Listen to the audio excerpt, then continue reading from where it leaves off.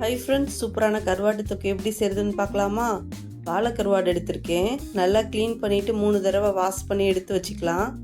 இப்போ அடுப்பில் கடாய் வச்சிடலாம். கடாய் ஹீட் ஆனோனையும் தேவையான அளவு எண்ணெய் ஊற்றிக்கலாம். எண்ணெய் ஹீட் ஆனோனையும் 1/4 டீஸ்பூன் வெந்தயம் சேர்த்துக்கலாம். வெந்தயம் சேர்க்குறப்ப நல்லா வாசமாக இருக்கும். வெந்தயம் பொரிஞ்ச பிறகு 2 பெரிய வெங்காயத்தை எடுத்து வெட்டி வச்சுருக்கேன். அதையும் சேர்த்து நல்லா வதக்கிக்கலாம். வெங்காயம் நல்லா வதங்கினதுக்கு பிறகு 1/4 டீஸ்பூன் மஞ்சத்தூள் சேர்த்துக்கலாம். 2 டீஸ்பூன் மிளகாத்தூள் சேர்த்துக்கலாம். 2 டீஸ்பூன் மல்லித்தூள் சேர்த்துக்கலாம். சேர்த்து நல்லா வதக்கிக்கலாம்.